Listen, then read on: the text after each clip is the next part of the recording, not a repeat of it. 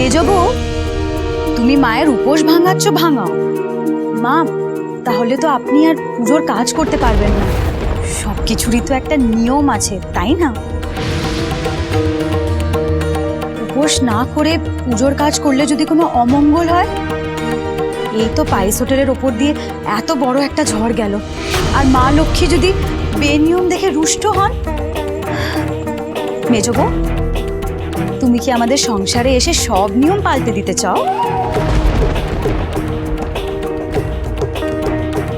না বৌমনি, আমি নিয়ম পাল্টাতে বলছি না।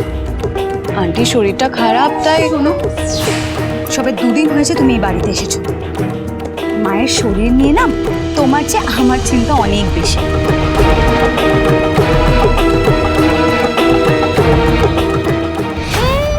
মাইন্ড ইট, এতকাল কিন্তু আমার মৃদুই দেখাশোনা করেছে। হ্যাঁ, আচ্ছা, একটা বয়স্ক মানুষ সে যদি একটু দুধ চা মুখে পুজো করে, মা লক্ষ্মী কি এতটাই রেগে যাবেন? হ্যাঁ, যাবেন। তোমাদের হয়তো এইসবে বিশ্বাস নাই থাকতে পারে, কিন্তু আমরা সবাই বিশ্বাস করি। আমাদের কাছে নিজের শরীর চেয়েও পরিবারের মঙ্গলটাই আগে।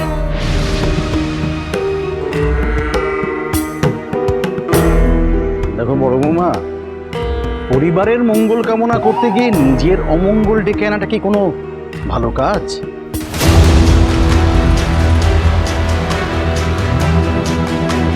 এতকাল তো তোমার শাশুড়ি নিয়মকানুন সবই মেনে এসেছেন। এখন বয়স হয়েছে, এখন এসব নিয়ম টিয়ম না মানলেও কোনো ক্ষতি নেই।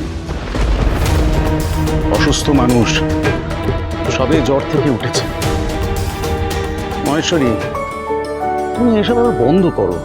এই শনি মঙ্গলবার উপোস, কার্তিক মাসে মাসভর উপোস, তারপর কোনো একটা পুজো আর্চা হলে ব্যাস নির্জলা উপোস। না না না, এসব করে করে শরীরটা কি হাল করেছো দেখো তো একবার। মেজো বৌমা, তুমি একদম ঠিক বলেছো জানো। মহেশ্বরী শোনো, তুমি তুমি এসব আর করো না, এসব করে আর ক্ষতি করো না নিজের। দেখো, ভগবান তো আর কারণে অকারণে বসা করার জন্য বসে নেই। তারপর কোনো দেবদেবী, কোনো ঠাকুরই কিন্তু শরীরের ক্ষতি করে কিছু করতে বলেননি। বাবা যখন বলছেন তখন আপনি না হয় খেয়েই পুজো করুন। আমি আর কি বলবো মা। মেজে বৌদি, মামির সাবু। এই না, আস্তে আস্তে করো।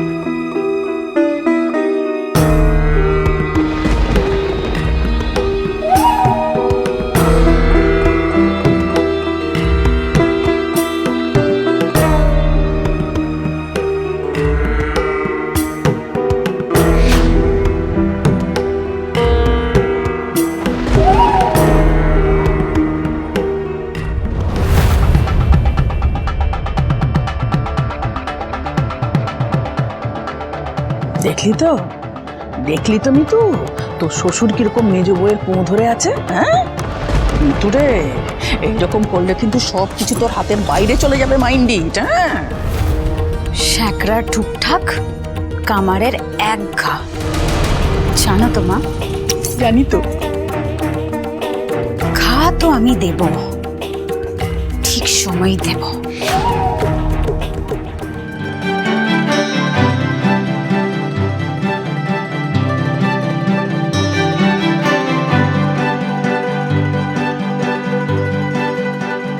আন্টি, এটা খেয়ে নাও। কি মুশকিল, আমি এসব পারবো না মা। আমি কিন্তু কোনো কথা শুনবো না, তোমাকে দুধ চাবুটা খেতেই হবে। আর কখনো কখনো মায়েদেরও মেয়ের কথা শুনতে হয়। চলো বসো। কি গো, উফ, কি জুলুম বাবা। তুই লক্ষ্মী মেয়ে আমার। কেন?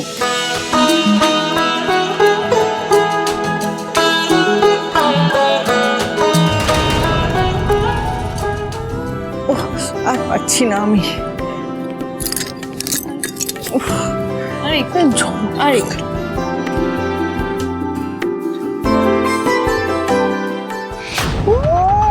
ঢঙের বট গাছ। Mind it. মা, তোমার লক্ষ্মী এসে গেছে।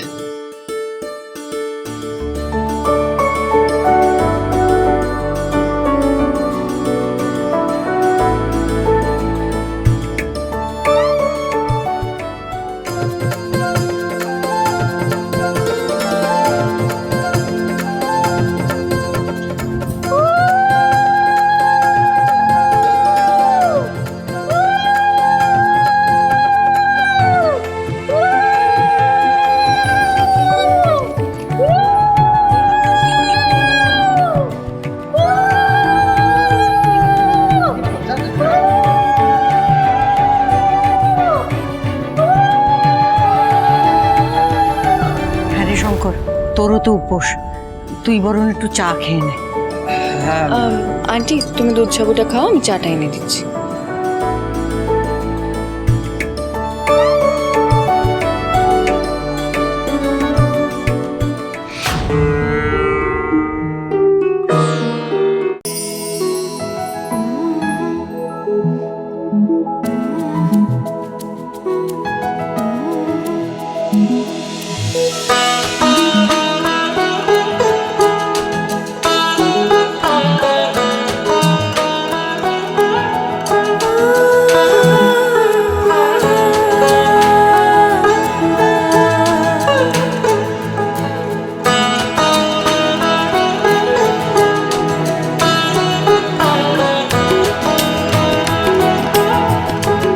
তোমার কথায় নির্জলা উপোস তো করলাম স্মার্ট মেয়ে, তবে এবার আমাকে আর আটকেও না, পুজোর অনেক কাজ। তোমার যা যা কাজ আছে আমাকে বলো না আন্টি, আমরা এতজন আছি, হাতে হাতে সব কাজ হয়ে যাবে। কি পুজোর কাজ তুমি করবে? তুমি জানো কিভাবে করতে হয়?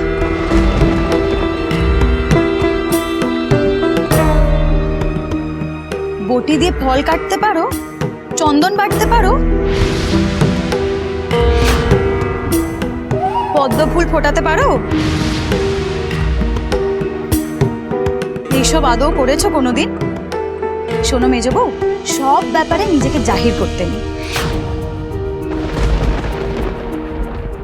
ফলটা কি বটি দিয়ে কাটতে হবে আন্টি? ছুরি দিয়ে কাটলে হবে না? নিশ্চয়ই হবে। আর সরস্বতী পুজোর সময় না আমি মায়ের সাথে বসে চন্দন বাটতাম। আর পদ্ম ফুলটা, ওটা না হয় আন্টি আমাকে শিখিয়ে দেবে, আমি পেরে যাব।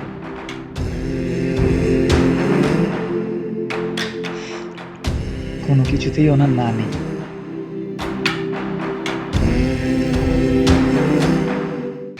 পুজোর কাজ করতে গেলে তো তোমাকেও উপোস করতে হবে, সেটা করতে পারবে তো? জানো, একবার পাহাড়ে ক্যাম্পিং করতে গিয়ে আমি অলমোস্ট 12 ঘন্টা কিছু না খেয়েই ছিলাম। সবকিছুকে এত ছেলে খেলা বানিয়ে দিও না মেজো বউ। তোমার পাহাড়ে না খেয়ে থাকা আর পুজোর জন্য নির্জলা উপোস করে থাকা, সেটা কি এক হলো?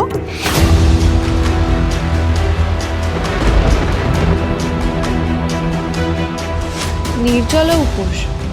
না না মেজো বৌমা, তুমি ডাবের জল, শরবত এসব খেতে পারবে। ও বড় বৌমা, ওকে এত কঠিন নিয়মে বেঁধো না। তবে হ্যাঁ গো স্মার্ট মেয়ে, পুজোর জোগাড় যদি করো তাহলে তোমাকে উপোসটা করতেই হবে।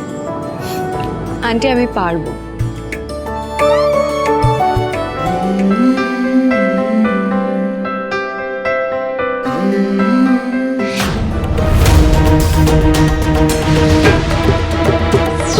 তোমার উপোস করে পুজোর জোগাড় করা আমি পণ্ড করছি।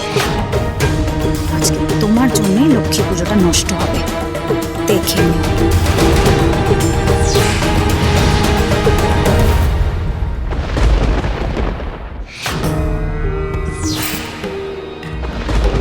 কি করতে হবে বুঝেছিস তো?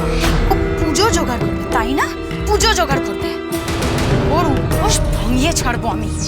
মোহিনী যদি কিছু না করে থাকে তাহলে প্রমাণ ছাড়া কারোর বিরুদ্ধে এত বড় অভিযোগ করা যায় না। ঠিক আছে মেজো বউ, আমি প্রমাণ জোগাড় করব। মোহিনীর এত সাহস হবে যে 22 হোটেলে ঢুকে হোটেলের ক্ষতি করার প্ল্যান করবে, নাকি এর পিছনে অন্য কেউ আছে?